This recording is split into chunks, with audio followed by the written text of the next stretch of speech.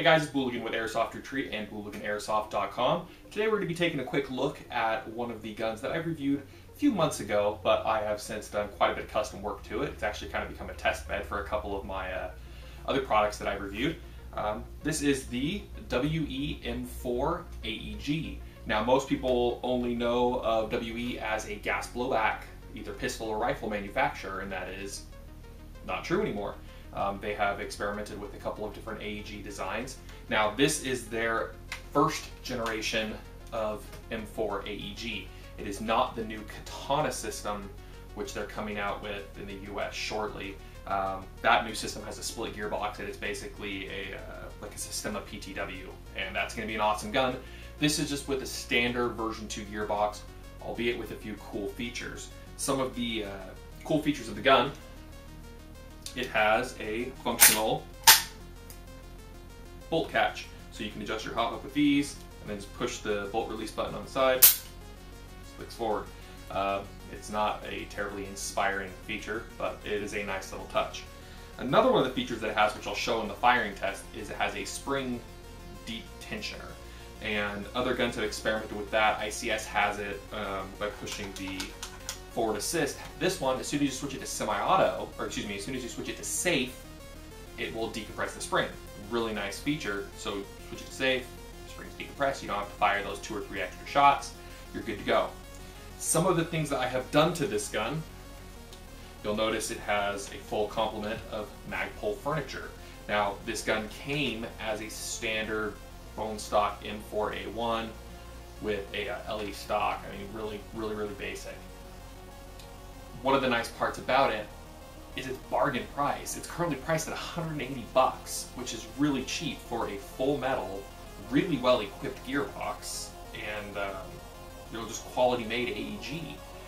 Now, being that it's an M4, you can obviously tweak it however you like. In my case, I added a Mad Bull 16-inch dissipator barrel, Surefire type flash hider. This is a real steel rifle length Magpul MOE handguard. You have KAC sights front and rear. Currently I've got my favorite glass optic, the UTG 1-4x28 long eye relief short dot scope. I've added an MOE grip, a CTR type stock, and inside the gun it's relatively stock with the exception of an Angel Customs G2 6.01mm stainless steel Tightbore barrel. That thing's a mouthful, but it is a very nice barrel at a pretty affordable price. It comes in around 40 bucks last time I checked, and I saw a decent performance bump. Speaking of performance, stock the gun was shooting about 380 feet per second with a .20 gram BB, giving me about 155 feet of usable engagement distance. That wasn't great. It's certainly usable, don't get me wrong, it's absolutely skirmishable out of the box, but a little bit more range would have been nice. With the addition of the 6.01 Tightbore barrel, I saw my velocity increase to over 400 consistently, about 402 on average, with a few spikes into about the 405, 406 range.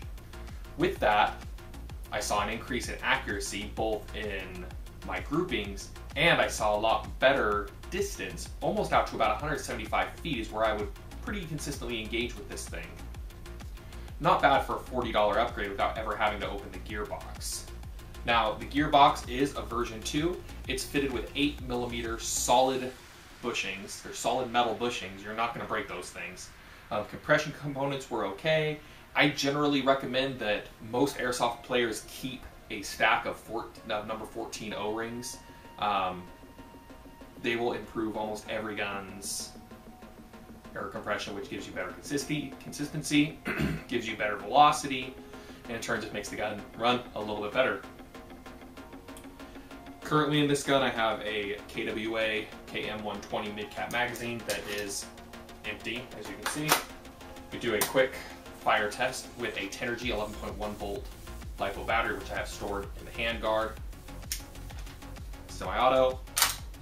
You'll notice that first shot doesn't actually fire anything because the spring was decompressed. That happens a lot of times. So you're going to want to make sure that you fire 1 or 2 shots just to make sure that your spring is engaged. This is something that happens with almost every gun with the spring decompression feature. So semi-auto. pretty good trigger response, rate of fire with full auto. Again, not terrific, but it gets the job done.